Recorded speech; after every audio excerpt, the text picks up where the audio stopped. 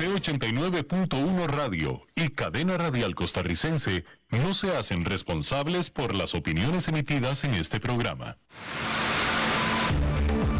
Es tiempo de tender la red democrática y mostrar la Costa Rica del futuro hacia la cual debemos caminar. Con ustedes, Jonathan Prendas, aquí por CRC 89.1 Radio.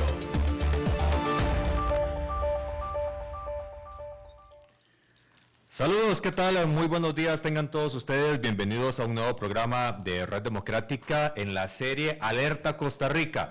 Esta semana la hemos dedicado a hablar de la manera más profunda, clara y técnica, también obviamente de entendimiento generalizado, de todo lo que está pasando a nivel de seguridad en Costa Rica. La Costa Rica tranquila, pacífica, de buen vivir, armoniosa, solidaria, en la cual pues crecimos muchos, se ha ido deteriorando poco a poco por múltiples factores, por falta de atención y toma de decisiones en el momento adecuado, por falta de inversión, por falta de accionar generación y diferentes generaciones de toma de decisiones, pero también se dio porque en las personas que han tenido que tomar decisiones concretas para apagar incendios, pues no lo han logrado de la manera más adecuada. El día de hoy complementamos la serie que empezó don Álvaro Ramos, que siguió Gustavo Mata, que ayer tuvo como participación a la criminóloga Laura González, y hoy tenemos a una persona que tiene 47 años de experiencia en el mundo del Ministerio de Seguridad Pública. Fue 8 años director de la Dirección de la Fuerza Pública, fue 4 años viceministro, es decir, vamos a hablar con alguien que está totalmente listo y preparado para poder hablarnos de por qué estamos en el lugar en el que estamos y qué hay que hacer y cuál es el camino que hay que retomar para poder tener nuevamente esa tranquilidad en los barrios, que los chicos puedan salir más, que los chicos puedan ir a la pulpería sin un riesgo de los papás de que algo les pueda llegar a pasar. Don Walter Navarro, bienvenido, un gusto volver a conversar con usted después de tantos años. Bueno, primero que todo, muchísimas gracias, realmente igual, es un gusto poderme sentar a compartir con usted y esta posibilidad, porque realmente esto le da a uno la posibilidad de poder poner un granito de arena en lo que está pasando, cosa que es muy importante. Así es que muy buenos días, y buenos días a todas las personas que se toman el tiempo y nos dedican su tiempo para poder escucharnos y oír este programa que realmente lo que debemos de hacer todos es convertirnos en uno solo y buscar soluciones y propuestas que conlleven a mejorar el sistema de seguridad para todos los habitantes de nuestro querido país. Así es, don Walter, y el tema es sumar, porque si seguimos tirando cada uno el mecate para el lado que creemos es el más indicado, poniendo sobre la mesa en lugar de ideas, egos, pues vamos a seguir perdiendo el país y ese es el problema. Sí, yo por eso hoy realmente mi intención de estar aquí es precisamente esa. Yo creo que lo más importante en esto es consolidarnos todos como uno solo. O sea, realmente entre más separados estamos, yo siempre pongo un ejemplo muy coloquial y que lo he externado. Si yo pretendo golpear algo con la mano abierta, no tengo capacidad, se me quiebra un dedo, o no golpeo fuertemente. Cuando yo quiero golpear algo de una forma fuerte y contundente, siempre tiene que ser con el puño cerrado. Así es.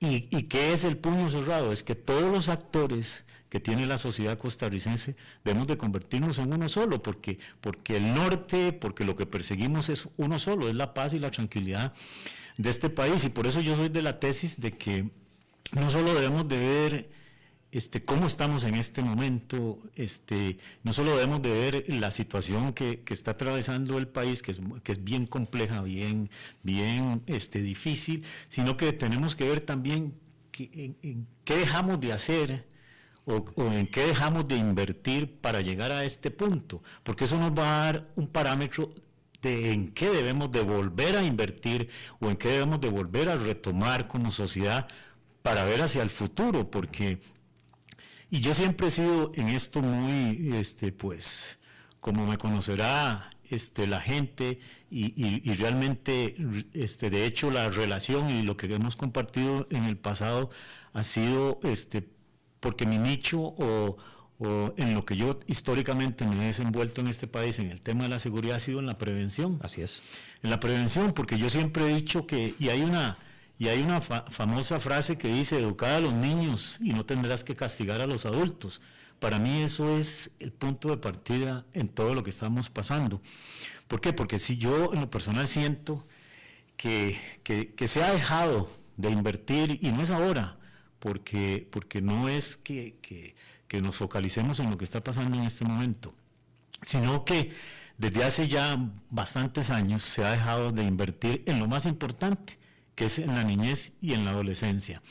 Cuando dejamos de invertir en la niñez y en la adolescencia es porque no estamos invirtiendo en la prevención.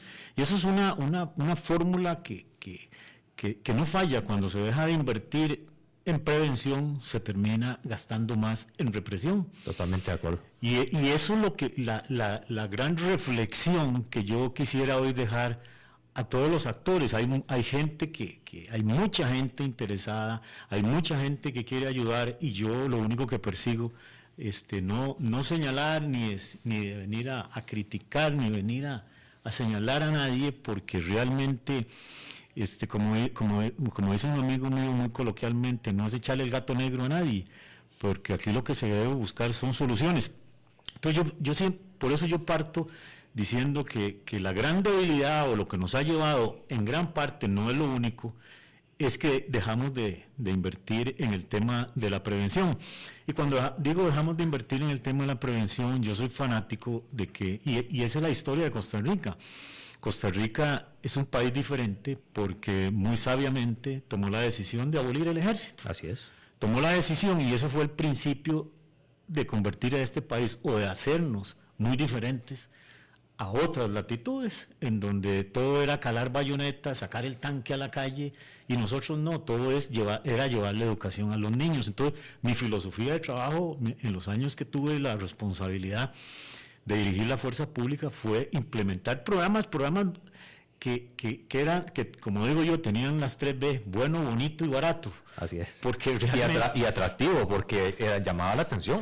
Claro, porque el tema de la seguridad es un tema muy costoso, es un tema muy caro, y cada día es más caro, y parece mentiras.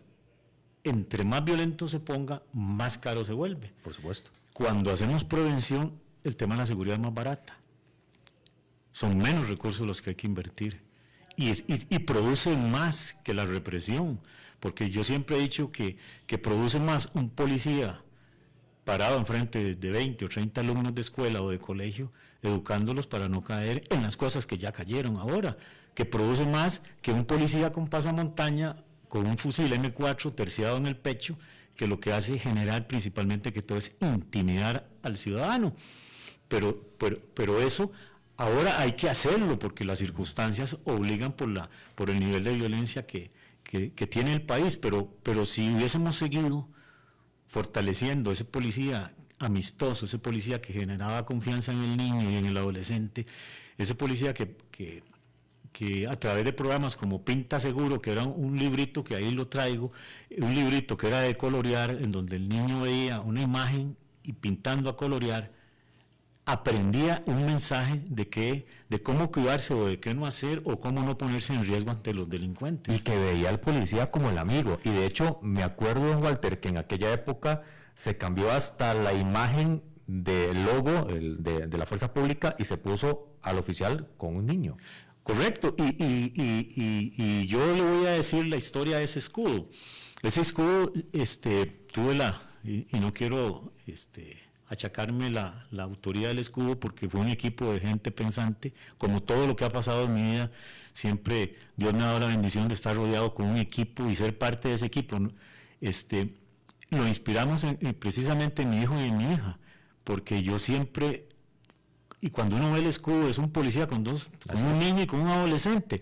¿Por qué? Porque esa es la razón de ser de la sociedad. Y le voy a poner ¿por qué digo yo que llegamos a esto? Por haber descuidado mucho la prevención. El crimen organizado y el narcotráfico yo lo veo como una industria. Cuando ya nos rebasa, lo vemos como crimen y lo vemos desde la óptica de combatirlo calando bayoneta y utilizando armas. Pero si nosotros preventivamente vemos el crimen organizado como una industria, nos ayuda a tener herramientas muy fuertes para combatirlo en el futuro. ¿Por qué? Porque yo hablo de la niñez y del adolescente, porque el crimen organizado es una industria. ¿Qué busca el crimen organizado? Su nicho de mercado está en el niño y en el adolescente. ¿Por qué? Porque en el adulto que se pone a consumir coca no genera rentabilidad. El adulto que se pone a consumir coca, para usar una droga en específico nada más, tiene una vida de 2, 3 años y ya, no generó rentabilidad. Uh-huh. Pero cuando iniciamos a un adolescente de 10 años, o de 9 o de menos, a que consuma coca, ya el crimen organizado sabe que le va a generar una rentabilidad de 20 o más años de consumo, y ahí es donde está la rentabilidad, ahí es donde está el negocio, en el adolescente y en el niño. También es importante de que el adolescente y el niño, no solo en el tema del consumo, sino en el tema de incorporarlo a las bandas criminales. ¿Por qué?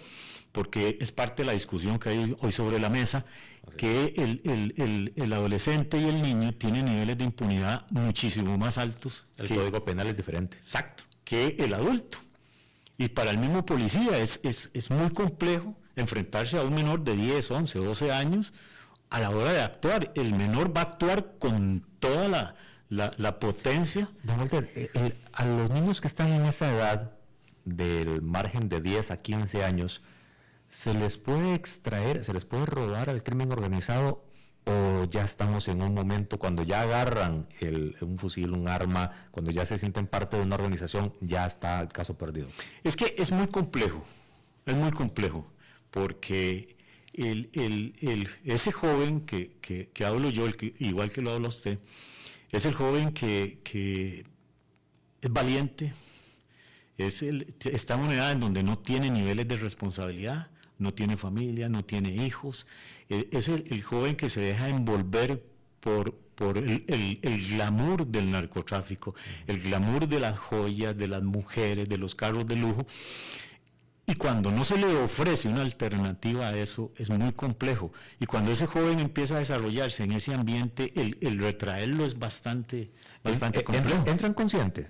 Es que es bastante complejo porque el ambiente lo envuelve. Uh-huh. Lo envuelve. Por eso yo siempre digo que hay que ponerle mucha atención. Por ejemplo, ventanas de oportunidad que se le abre al crimen organizado para el tema del reclutamiento. Cuando vemos de que a mediado periodo de colegio, para ponerte una cifra muy coloquial, salen 100 estudiantes, pero regresan 75, regresan 50. La deserción escolar. Bueno, ¿dónde están esos jóvenes? ¿Dónde están esos jóvenes que lo que buscan es dinero fácil, dinero rápido, que buscan tener el iPhone último, que buscan tener el PlayStation, o que buscan llevar alimento y llevar la comida a la mesa, o que los mismos padres los sacan del colegio porque los ponen a trabajar porque no les alcanza? Entonces hay que analizar todo el entorno en el que se mueven hoy en día los jóvenes, más allá de la famosa teoría en que nos movíamos nosotros cuando estábamos adolescentes del fenómeno del grupo y todo eso. No, hoy en día es muchísimo más. Hoy en día jóvenes ya, muchos jóvenes van y rentan un vehículo, sí, andan con ropa de lujo y se van para cualquier playa, Tamarindo y a todo, y están inmersos dentro de la sociedad como el más pudiente, y esos son los que o trafican o los que inducen a los jóvenes a consumir droga. Todo ese glamour lo van viendo. Mucho también tiene que ver en esto, lamentablemente, también el tema de los programas de televisión, en donde usted ve telenovelas o narconovelas o todo, que a veces... Es un mundo idealizado. Es un mundo de puro glamour, como lo ve uno en series de televisión, en donde cuando una persona la ve con cierto nivel de edad y la ve con un cierto nivel analítico, es bueno, porque te refleja una realidad de X país que pasó por una situación que ojalá que nunca pasemos.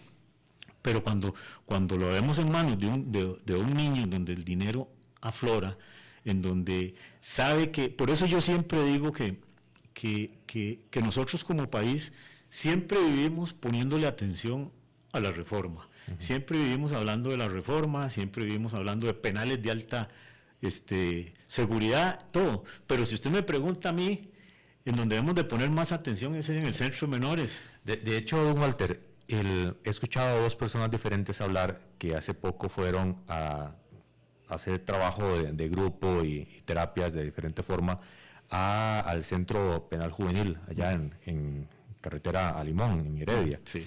Y decían que hablando con los muchachos tenían un nivel de abstracción muy fuerte y que ellos ya se creen los grandes gángsters de la zona y que eso llega a ser un problema. Y eso lo uno con esa falta de inversión que usted habla que se dejó de hacer en política pública y que, por ejemplo, el gobierno del pasado cerró DARE.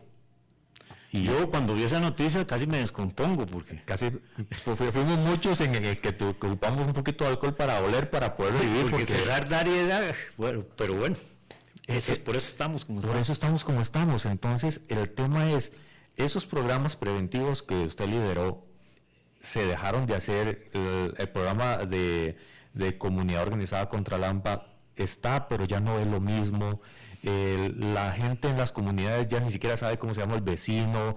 Los chicos ya no interactúan con otros, sino que es el videojuego que normalmente es de matar. Se cierra el programa DARE, que por cierto le manda saludos a Andrés Quintana, que está en sintonía. Un saludo muy fuerte a don Andrés. Ese tipo de fenómenos, ese ABC de prevención que no se está haciendo y que ayer Laura González, la criminóloga, nos hacía un ingreso al tema que hoy está profundizando usted, nos tiene que hacer un llamado a la reflexión de que no vamos por buen camino. No estamos sembrando en la próxima generación. Porque una cosa es el apagar el incendio del OIJ, la Fiscalía y lo que puede hacer la fuerza pública con lo que está pasando ahorita en crimen organizado, y otra cosa es que estamos haciendo para que en 10 años la cosa esté mejor y no estamos haciendo nada. Totalmente, por eso yo le ponía el ejemplo entre la reforma y el Centro de Atención de Menores de San Luis de Santo Domingo. ¿Por qué? Porque ahí es donde primero debemos de invertir en la verdadera reinserción, debemos de invertir en la verdadera educación de los jóvenes, porque hay jóvenes frustrados, jóvenes que llegaron ahí ya y van a salir de ahí con niveles de violencia más altos que los que puede salir uno de las reformas. Así es. Que son jóvenes que, por eso mi atención, cuando yo digo que hagamos una cárcel como la de Salvador, no, o sea, lo que debemos de hacer es fortalecer, sí, hay que hacer crecer los espacios penitenciarios, pero el centro de atención, el foco de atención, y que no lo he escuchado, está ahí en donde están los jóvenes que están saliendo. Cuando se enseñe cultura, deporte, tecnología, que se les amplíe el ancho de la mente para poder ver algo diferente a la oportunidad que significa el crimen organizado. Claro, y además de que hacer un seguimiento más milimétrico cuando salen, más un seguimiento de ver y apoyar y de fortalecer el futuro de ese joven que sale de ahí, porque de ahí sale, tal vez entró con 17 años, pero de ahí sale con 22, 23 años, que tiene toda la vida por delante, pero de ahí muchas veces ya sale reclutado. Cuando yo oigo a don Randall, el director del OIJ, que lo felicito por el excelente trabajo que está haciendo, y se lo digo con mi opinión de humilde de policía, está haciendo un trabajo titánico y muy bueno, pero cuando yo oigo a don Randall decir que uno de los sicarios más violentos que hay en Punta Arenas tiene 16 años, yo digo, ese es el mejor ejemplo de cómo fallamos en la prevención, porque en esos 16 años yo estoy seguro que ese joven no pasó por nada que fuera preventivo para prepararlo a decir que no, para sacarlo un poco de la tentación del crimen, cuando uno oye que un sicario fuerte y organizado tiene 16 años, cuando uno ve las edades de los jóvenes o de las personas que están falleciendo, son puros muchachos, son puros adolescentes. Entonces, lo que usted dice, si no retomamos fuertemente el tema de la prevención, vamos a seguir cada día haciendo esto que se convierta en una bola de nieve. Porque ya lo tenemos, o sea, ya tenemos el joven que ese joven es muy, muy diestro, muy fácil de enseñarle a conducir una moto temerariamente, porque lo hacen sin ser sicarios, pero lo hacen. Ya vemos un joven de esos que es muy, y hemos visto ya la evolución del sicariato en el país, cuando empezamos a ver al principio la famosa frase que no estaba en el vocabulario del tico, que es los daños colaterales. Usted en la vida podía ver un costarricense usando esa frase, daños colaterales, porque no sabía ni cómo se escribía. Pero ya usted está comprando una hamburguesa y el que está a la par es el que van a matar y lo mataron a uno también. Entonces, que ya se ha ido bajando eso, y eso es muy preocupante, porque eso quiere decir que el sicario se está calibrando, se está mejorando, se está perfeccionando el sicario a la hora de ejecutar a una persona. Entonces tenemos que ponerle mucha atención a eso, porque he oído comentarios en donde se dice que los sicarios de este país son inexpertos. Dice, pues como todo en la vida, se perfecciona. Todo es inexperto. Un médico sale del hospital, sale de la universidad, y hasta que empieza a operar, y hasta que empieza a ver pacientes, y hasta que se le muere a alguien, ya va creciendo en su profesión, y el sicariato es una profesión. El crimen organizado es una industria. El crimen organizado, cuando busca todas las ventanas de oportunidad, el crimen organizado, cuando yo lo focalizo como una industria, es que mientras que un inversionista bueno revisa la Constitución, el Código Penal, el Código de Comercio, de la parte buena, igual están los de la par revisando todas las ventanas de oportunidad. Echa la ley, echa la trampa. Exacto. ¿Por qué? Porque somos un país que lo tenemos, voy a usar un término tal vez que un poco radical, pero somos un país que lo tenemos todo para el crimen organizado. Sí. Así como los números de la rifa. Así como somos un país que tenemos todo para el turismo, porque volcanes, montañas, ecoturismo y todo, lo tenemos todo para el crimen organizado. Tenemos un aparato judicial, penal, bastante blando. Tenemos una ubicación geográfica exquisita, estratégica, somos como quien dice lo que une el sur y el norte. La frontera más porosa que hay. Más porosa. Entran por donde quieran, por donde quieran. Uno de los últimos, somos un país en donde tenemos mar en las dos costas, podemos exportar lo que sea, que ya lo estamos haciendo, lamentablemente, estamos exportando coca, pero tenemos todas las facilidades para que el crimen organizado venga a instaurarse en el país.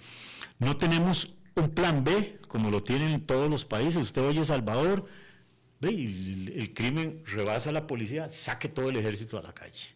En Ecuador, saque todo el ejército a la calle. Pero nosotros, ¿cuál es el plan B? No tenemos un plan B en esa magnitud. El plan B que tenemos es la docencia, la educación, pero en este momento los profesores tienen no sé cuánto porcentaje del tiempo, a un lado de la mitad, en trabajo de escritorio haciendo papeleo, en lugar de poder estar enseñando. Y cuando están enseñando, ya hasta el mismo sistema les quitó la autoridad y no pueden hacer muchas cosas con los chicos. Eso es un punto neurálgico, o sea, realmente el haber restado autoridad, volvemos al punto del aula, el haber restado autoridad al maestro y al profesor, eso es tremendo, porque definitivamente parte de la formación es la disciplina y la educación. Sí. O sea, y yo no puedo pensar en que el niño o el adolescente puedan tener una libertad de hacer lo que quieran, porque eso es violar sus derechos humanos. No, el derecho humano es principalmente que todo el niño que está sentado en el aula es educarse, y educarse bien. Yo creo que ahí es donde debemos de enfilar las baterías. Por eso yo digo que más allá y vuelvo al punto, más allá de la reforma, está el Centro de Atención de Menores en San Luis de Santo Domingo, porque de ahí salen reclutados, salen jóvenes, los jóvenes son más valientes, son más, como dicen en la calle, son más aventados, o sea, tienen muchísimo mayores niveles de destreza, tienen menos compromisos con la sociedad, hasta su entorno propio, entonces eso los hace más vulnerables. Y súmele a todas esas variables el consumo de droga que hacen para poder llegar a cometer un delito. Son más osados, son más valientes. Yo siempre he dicho que no es lo mismo que un policía se pare enfrente de un delincuente ya grande adulto a un delincuente menor de edad. Son más valientes, son más prepotentes. Y más inestables. Son más fáciles hasta el mismo nerviosismo. Son más fáciles de que jalen el gatillo. Entonces, ese es uno de los puntos que yo siempre digo, ¿de dónde venimos? Porque si no estamos claros de dónde venimos o en dónde hemos fallado o que hay que recuperar o que hay que retomar o que hay que fortalecer, porque también no podemos ser mezquinos en el sentido que el Ministerio de Seguridad tiene programas preventivos. Pero ¿qué pasa? Los programas preventivos se vuelven lentos y se vuelven con poca cobertura cuando no hay suficiente personal. Y si analizamos la evolución de la policía en los últimos años, lamentablemente yo le puedo decir casi sin temor a equivocarme, puede ser que me equivoque, que hoy en día hay menos policías que cuando yo era director de la Fuerza Pública. Por lo menos corriendo línea en calle, la última noticia que salió eran 3.500 de los 14.000. Sí. ¿Por qué? Porque la policía ha atravesado por varias circunstancias en donde los ha venido debilitando y una de esas es el recurso humano. Y si le sumamos toda la gente que se fue cuando se autorizó durante la pandemia que se acogieran al ROP, sí. Se fue cientos de policías. Toda la gente que se fue ahora recientemente porque adelantaron la pensión, los que pudieron, toda la gente que se va normalmente. Y súmele que lamentablemente en el pasado el Ministerio ha eliminado plazas de policía para utilizar esos dineros en comprar patrullas, en comprar otra cosa. Error, para mí error, porque eso es como vender el tele para comprarse un VH o un DVD. Sí. O sea, una cosa sin la otra. Exacto, entonces toda esa variable, ¿en qué repercute? Esa variable que enumero, repercute en cosas que son determinantes en la prevención. Repercute en menos personal en la calle, repercute en menos patrullaje. El patrullaje es sinónimo de generar tranquilidad a la gente, de generar temor en el delincuente, de generar muchísimo mayor capacidad de respuesta a la hora de enfrentar un delito. ¿Qué es lo que pasa? En los últimos hechos que se han dado, yo no he visto que capturen a nadie. O sea, la policía llega después o llega y enfrenta el problema. Pero si la policía tuviese más vehículos, más patrullas, más personal, tendría la capacidad de generar más presencia. La presencia, simple y sencillamente, es muy efectiva tácticamente. La presencia es disuasiva, la presencia es definitiva para hacer cierres de carretera, para hacer persecuciones. Claro. Y yo, en lo personal, soy fanático de que en este país, por las circunstancias en que vivimos de saturación de tránsito, este país debe llenarse de policías en moto. Y en moto de todo terreno y alta cilindrada, como se venía haciendo en el pasado, y pienso que todavía siguen comprando motocicletas, porque es lo único que no lo detiene. O sea, cuando a mí me preguntan las variables de la policía, yo siempre le digo a la gente, la policía solo tiene una variable, una. La seguridad solo tiene una variable, para mí, una sola. ¿Cómo una? Digo, sí, solo una variable. Y esa variable se llama tiempo. Así es. El policía es bueno si llega a tiempo, y el policía no sirve para nada si no llega a tiempo o no llega del todo. Entonces, cuando yo hablo de la variable tiempo, es porque tenemos que tener más policías en la calle y porque tenemos que tenerlos mejor equipados y con mayor capacidad de respuesta, de atención y de rapidez. Cuando uno compara, y voy a hacer una comparación un poco con números, Panamá es un país muy parecido a nosotros, un país que no tiene ejército, un país que no tiene plan B como nosotros, un país que tiene menos población que nosotros, pero Panamá tiene más o menos el doble de policías, mientras que nosotros tendremos ahí datos oficiales en blanco y negro de 14.000, igual en Panamá hay 35.000, tiene casi 10.000 o más policías en servicio. Y eso no significa que no tengan problemas parecidos, pero vuelvo a lo mismo, si queremos paliar el problema es con más recursos, con más personal y con una visión de fortalecer algo que yo no oigo a nadie diciendo, lamentablemente, que tenemos que fortalecer, pero contundentemente, el tema de la prevención. El Ministerio de Seguridad Pública tiene una dirección de programas preventivos, liderada por un oficial muy competente, una oficial de carrera, pero vuelvo a lo mismo. Sin recursos. Sin recursos. A ver, no necesariamente sin recursos, tal vez los tenga. El tema es que dentro de las prioridades del ministerio está al final, porque ahorita está, el incendio está tan grave que se cambió el ministro, no se le da más recursos porque no se le transfiere de Hacienda a Seguridad Pública, menos a la IJ, y con el escaso cacao tienen que hacer el mejor chocolate del planeta. Y las prioridades no están bien establecidas, por lo tanto, esos programas que deberían de estar asistiendo a toda la docencia del país, no está. No, y además de que muy atinadamente usted lo pone, y es de que si yo tengo X cantidad de policías, esa X cantidad de policías, mi prioridad es ir a atacar el crimen organizado, mi prioridad es ir a combatirlo. Y esa prioridad ya deja de ser prioridad, la de la prevención. ¿Por qué? Porque hay una presión pública inmensamente grande, hay una presión política inmensamente grande, en donde todo el mundo quiere ver más policías, en donde todo el mundo quiere.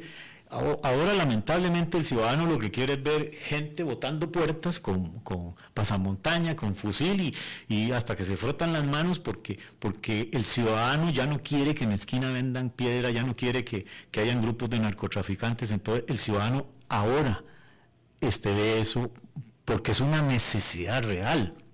Entonces, el director regional, el jefe de un cantón, su prioridad es tener los policías haciendo allanamientos, haciendo operativos, haciendo retenes. Entonces, la prevención pasa a segundo plano. Y aparte de que los números son muy pocos. Si yo tengo tan pocos, ya no tengo policías para ir a darle vuelta al parque, o para ir a la escuela, o por estar cerca del banco, porque no los tengo. Y eso es importante. ¿Se logró o se ha logrado hacer un cambio generacional dentro de la fuerza pública? Hay un cambio importante. Y ese cambio generacional cumple con estas dos alternativas. Uno, capacitación y capacitación frecuente en la academia. Y dos, el grado de identificación por la causa. Es que usted toca un punto neurálgico. El centro de gravedad que tiene el Ministerio de Seguridad, o que tiene el Ministerio de Seguridad, voy a generalizar el aparato completo de seguridad del país, y siempre lo he dicho y se lo decía en días pasados a una gente, no hay nada más importante, nada, si usted me pregunta a mí, nada más importante dentro del Ministerio de Seguridad Pública que la academia. Claro. El centro de gravedad de la academia, de la seguridad de este país, es la academia. Recientemente se aprobó una ley dándole la tutoría, dándole la responsabilidad de ser el ente rector de toda la educación de los policías en el país. Bueno, eso ha costado, o le está costando al ministerio llegar a ese punto. Agarrar el pedaleo, no lo ha encontrado el pedaleo. Exacto, llegar a ese punto porque la ley es una ley muy rica, es una ley que esperaban todos los policías ansiosamente, pero el tema de los costos, el tema de formar instructores, el tema de la infraestructura, que se tiene una infraestructura excelente allá en Guapiles y en el mismo centro de formación de Murciélago. Bueno, y por eso yo digo que es el centro de gravedad, porque si no trasladamos, que esto es algo neurálgico en lo que usted acaba de decir, si las nuevas generaciones se están calibrando si no trasladamos lo que estamos viviendo en la calle, si no lo trasladamos al aula, estamos malformando los policías. Porque estamos formando entonces policías a cuando Costa Rica era el pura vida y en letras mayúsculas. Y no solo eso, sino que los obligamos a los policías que quieren hacer bien las cosas en el buen entender y a lo tico a chupar rueda. Van atrás del crimen organizado en la calle viendo a ver por dónde va y ya el día siguiente aprendiendo lo que dieron el día anterior, pero en ese otro nuevo día ya pasó. Entonces, yo he sido muy insistente cada vez que hablo del tema de que se debe trasladar esa realidad. Pero esa realidad hay que trasladarla con los policías o con las jefaturas o con los oficiales o suboficiales que están en la calle. Así es. Porque esos son los que le van a ir a decir al estudiante, mire, esto es lo que está pasando, pero si yo estoy solo en el aula, entonces hay que hacer esa mezcla, porque si yo estoy solo en el aula, no estoy hablándoles, y no solo hablándoles, enseñándoles la realidad del modus operandi, la realidad del crimen organizado, la realidad de las drogas. Por ejemplo, el tema de las drogas. es algo tan complejo, y vuelvo al tema de la prevención. Si en los programas que fueron exitosos en el pasado, ya a estas alturas deberíamos de haber incorporado materias como el tema de la droga sintética. Fentanilo. El fentanilo, ¿qué es eso y cómo? O sea, igual, no solo al estudiante de la escuela o colegio, no, al estudiante que está en la academia, cómo se desarrollan las estructuras criminales hoy en día son muy científicas. Hoy en día esas estructuras es las que yo digo que requieren de mucho policía de corbata. Cuando yo digo policía de corbata, es el policía que está sentado frente a una computadora, que es un analista financiero, que es un técnico en informática, que es un técnico bancario, que es un contador. ¿Por qué? Porque ese es el mundo en donde se mueve fuertemente el crimen. El ciudadano lo que ve es el resultado de todo eso, es la operatividad del crimen. Es el punto de venta en el buen entender comercial. Exacto, es el que anda vendiendo el refresco, pero no sabe cómo lo embotellaron ni cómo es la cadena de distribución. Ahí es donde se debe fortalecer el tema de los recursos, por ejemplo, en el tema del organismo de investigación judicial. Y hay otra policía que debemos de sentarnos y replantear y fortalecer en todo su desarrollo. Y es el tema de las policías municipales. Usted sabe que el pie de fuerza hoy en las policías municipales son más de 1,000 policías.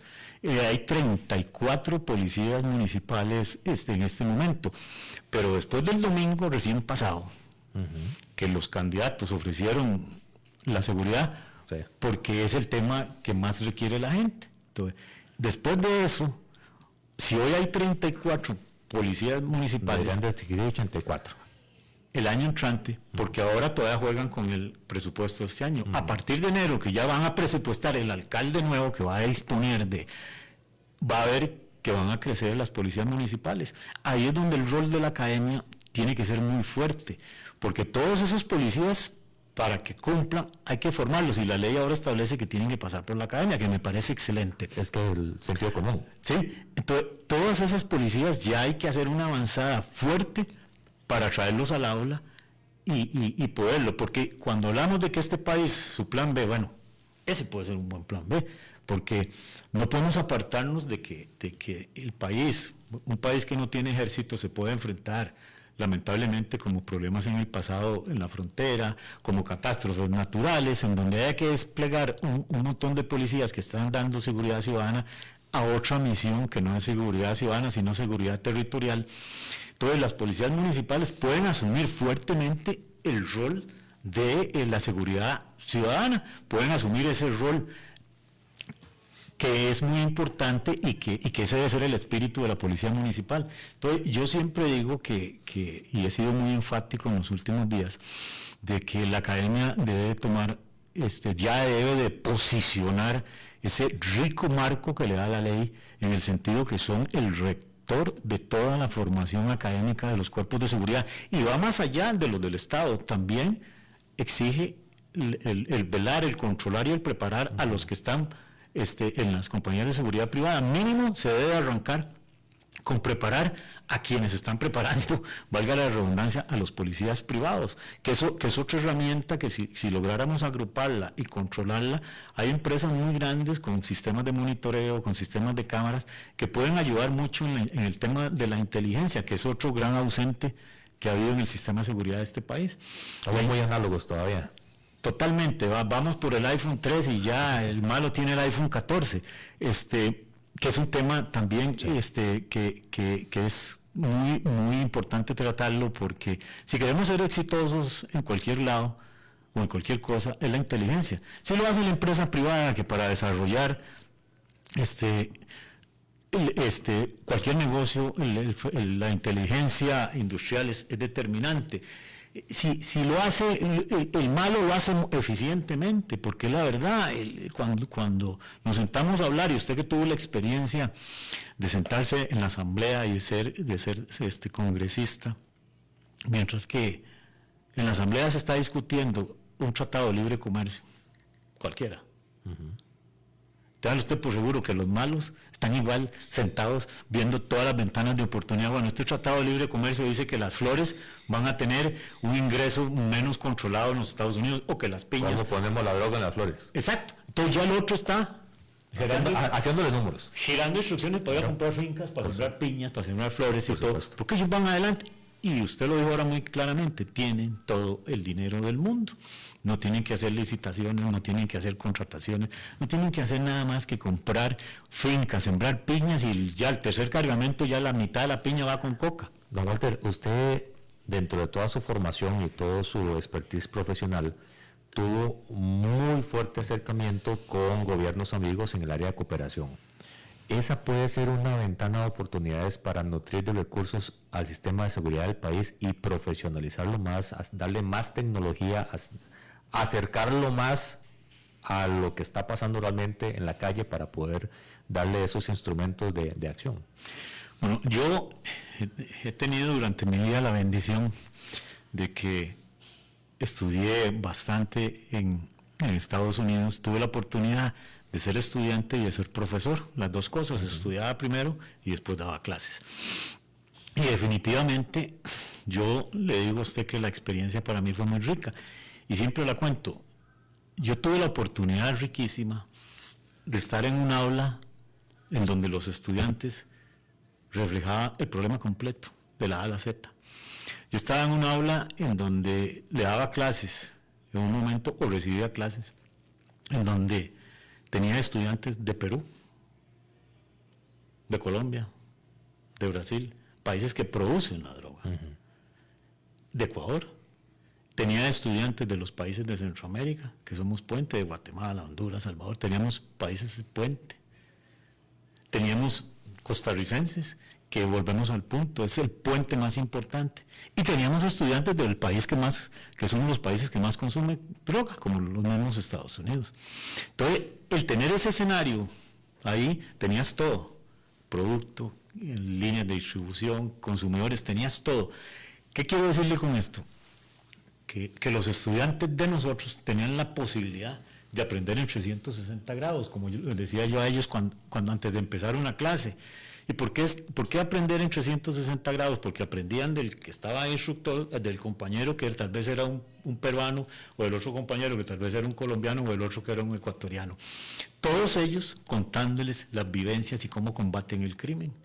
Toda la experiencia era muy rica. Hicimos un laboratorio de coca, como un aula de instrucción en la montaña, a la orilla de un río, con los hornos de microondas, con las covachas, con los ranchos donde duermen todos, para que el estudiante estuviera en ciertas fases de los cursos, y con cursos paralelos de análisis de inteligencia, cómo se desarrollan las redes y de todo. Por supuesto que sí. Nosotros tenemos la posibilidad como país de pedirle ayuda a quienes, o sea, como decía mi mamá, en paz descanse. Ya todo está inventado. O sea, sí. ¿Qué le va a enseñar uno? Esa frase famosa, las mamás, ¿verdad? Sí. ¿Qué le va a enseñar uno a un colombiano por todo el martirio que han pasado? ¿O qué le va a enseñar uno a muchos de estos países que han pasado por todas estas situaciones difíciles? Entonces nosotros debemos, por eso vuelvo, el centro de gravedad de la seguridad es la academia. Es la academia. Si tenemos éxito en la academia, vamos a tener éxito en todo lado. ¿Por qué? Porque la academia tiene que rodearse de expertos nacionales y expertos internacionales. O sea, la academia tiene que sentarse un fiscal a darles cátedra de lo que está pasando, desde la óptica del tratamiento que da la fiscalía a los casos, de un juez de cómo ven los escenarios, del policía que es o del policía penitenciario. Un día de estos estaba con unos compañeros de la policía penitenciaria y les hacía yo una reflexión en tema de formación y experiencia. Le digo, vea, hay una diferencia abismal entre un policía penitenciario y un policía de la fuerza pública. Le digo, el policía de la fuerza pública tiene contacto con un delincuente, qué sé yo, 6 horas, que es lo que le pintan ahí para pasárselo a un fiscal, 6 horas. Un policía de la fuerza pública. El policía penitenciario tiene contacto 15, 20, 30 y 40 años porque lo tiene que estar ahí toda una vida.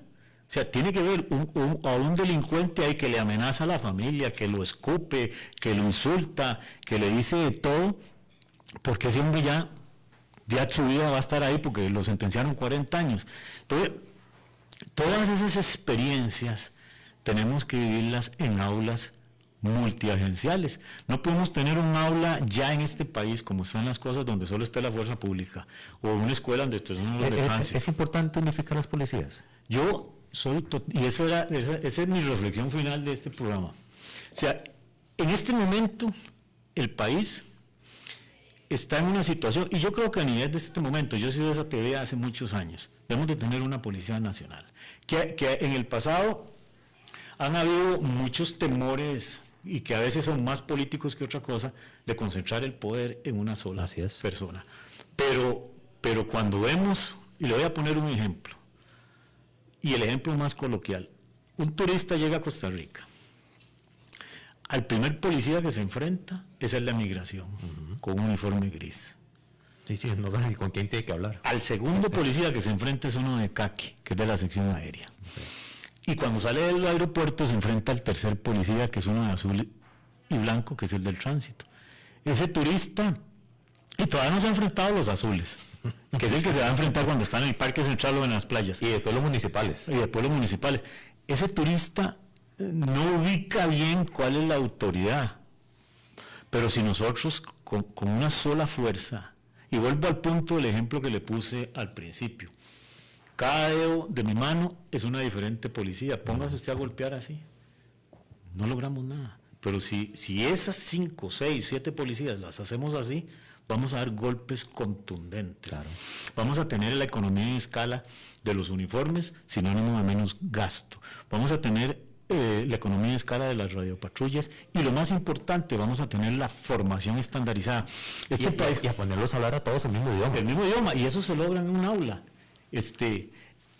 Recientemente estuve en un curso que hizo el INCAE y había mandos de todas las policías, de todas, de migración, de la PC. 8 días. Sí, habían de todos. Y yo digo, es que ¿por qué es tan difícil hacer esto? Y venimos a que el INCAE lo siente aquí a todos. Digo yo, si esto es lo que debe ser normal y común. Y últimamente ponen al mando de la penitenciaria, del tránsito y de Cuantaún a los de la fuerza pública. Claro. ¿Y por qué es eso? Porque la policía penitenciaria no ha tenido la oportunidad ni los espacios de formación que ha tenido la fuerza pública. Y la policía municipal ahora está empezando a caminar, que tampoco ha tenido esas posibilidades. Pero cuando ya unifiquemos criterios de requisitos, criterios de formación, hay cosas de que todos se tiene que aprender, todos parejos: disparar, legislación, todo lo que es la legislación y lo táctico de disparar, de montarse en el carro, cómo se baja, cómo se hace un retén, eso es parejo para todos. Y ya, de ahí en adelante, cada uno tiene que aprender su área de especialidad. Si yo soy de migración, pues me tengo que saber la ley. Para poner el ejemplo más coloquial, la ley de migración y el de la policía fiscal, todo lo que tiene que ver con temas, y así cada uno en su área de especialización. Por eso yo digo que al final del camino, tal vez la recomendación de todo esto, a largo plazo, porque es bien complicado, porque eso usted... Vuelvo al punto, y perdone que lo use de ejemplo, usted se sentó en esa asamblea legislativa y sabe lo que es complejo, por ejemplo, sentarse a discutir una ley de esa magnitud. Poner de acuerdo a todo el mundo. Porque criterios hay, muchos con mucha razón, y entonces ir afinando, ir calibrando eso, va a llevar una discusión política muy grande, y yo soy de los que digo, tiene que haber una discusión política. La primera discusión que tiene que haber es para forjar una idea, una teoría o un proyecto y presentárselo a la asamblea, y que ahí empiece aquí tipón y pa. Y también el sector privado, también el sector de las universidades, todo el mundo opine y diga, para buscar un modelo de policía nacional que sea acorde a las necesidades reales de este país, que siempre prevalezca el fin del sistema. Porque ahora todos queremos copiar el garrote y el calar bayoneta, y eso, para mí, eso es circunstancial. Para mí eso no funciona. Ese es el reflejo de cuando las cosas fallan. Y esa es tarea y resorte del OIJ, que tiene que ir a detener el crimen organizado y desarticular las bandas. Que eso también hay que hacerlo, no es que hay que dejarlo. Totalmente. El tema es que eso tiene que ir de forma paralela con otros dos canales. Uno, la fuerza pública o la Policía Nacional, coincido con usted, unificar a todo el mundo, preparado y educado en generar las acciones oportunas para hacer ahora sí la policía preventiva, que no lo está logrando hacer. Y el tercer canal, la educación de los chicos, de los jóvenes, para sacarlos y robárselos al crimen organizado a tiempo. Totalmente. Si nosotros logramos una Policía Nacional y generar una doctrina estándar y dejar una doctrina de seguridad que trascienda en el tiempo, porque nuestro país está acostumbrado a que cada cambio de gobierno cambia todo.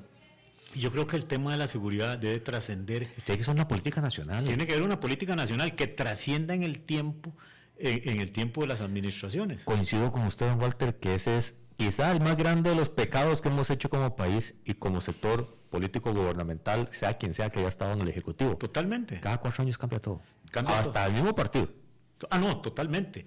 O sea, la estabilidad no es sinónimo de un partido en sí. No, vemos administraciones en el pasado y las veremos en el futuro, en donde determinada área pasa 1, 2, 3 o 4 ministros, y que dice uno, este estuvo un año que la curva de aprendizaje no llegó ni a graduarse en la curva de aprendizaje. Hay a otros que uno pregunta, ¿este estuvo? Porque ni siquiera se vio lo que hizo. Totalmente, porque no llegaron ni a sopesar la curva de aprendizaje. Por eso la estabilidad, que es otro punto que es importantísimo, que va muy de la mano con el tema de la formación, y es lo que está pasando en este momento con la ley de empleo público. O sea, no puede ser posible que se precarizó salarialmente a la fuerza pública. Y digo la fuerza pública porque es de lo que estamos hablando. Igual debe ser en el resto de la administración. Pero hay una confusión, llamémoslo así, salarialmente, por ejemplo, entre el policía nuevo y el policía viejo. Unos dicen que el policía nuevo gana más que el policía viejo. Bueno, hay toda una complejidad de explicar qué es la ley de empleo público y cómo uno tiene que esperar a llegar a alcanzar el salario del otro. Hay poco entendimiento del tema. Pero, por ejemplo, luchas históricas que se dieron en el ministerio hablando del tema de la formación y del tema salarial, que la creo carrera profesional es neurálgico, porque un día esto lo decía hasta en forma coloquial. Por ejemplo, uno de los rubros que tenía antes de que se aplicara o se aprobara la ley de empleo público, era un rubro que tenía la policía que se llamaba riesgo policial. Así es. Oiga, es irónico que cuando más riesgo tienen, ya no se aplica ese rubro. Precisamente por lo que hablábamos, no hay entendimiento de la ley, porque vamos a hablar del tema de empleo público un día de estos, para poder dimensionar qué se puede y qué no se puede, qué no están haciendo y qué están haciendo. Para poder y cómo repercute, incide en hacer atractivo la seguridad. Porque una de las luchas de nosotros fue hacer atractivo salarialmente, claro, como todo. El tema de que entre más ofrecíamos salario, más requisitos, y que páguese dedicación exclusiva, páguese aumentos anuales, páguese esto, que ya ahora no se da con los nuevos. Se da con los viejos porque tienen derechos adquiridos. Pero todos los viejos tienen todos esos derechos y los nuevos se mueven en otro ámbito salarial. Entonces es complejo. Don Walter, muchísimas gracias. Muy rico el programa y muy amplio. Pasa rápido. No, sí, yo siento como que tengo 15 minutos de estar hablando, porque de verdad se me fue, pero bueno, definitivamente. Pronto lo vamos a invitar otra vez. Y yo siento que tenemos que hacer una reflexión en 3, y siempre uso los dedos pequeños míos. 3 puntos. 1, el tema de revisar y profundizar toda la legislación en castigo y en derecho penal y en todo. Fortalecer con medios humanos y materiales a los cuerpos de policía, a todos, y hacer una fuerte inversión en la prevención. Esos son los 3 puntos. Muchísimas gracias. No, a usted también por este excelente programa. Y muchísimas gracias a todos los que han estado en sintonía. La próxima semana, se los adelanto, hablemos de pensiones complementarias. 5 programas completos para hablar a profundidad de un tema que a todos nos tiene que importar, las pensiones complementarias. No se lo pierdan.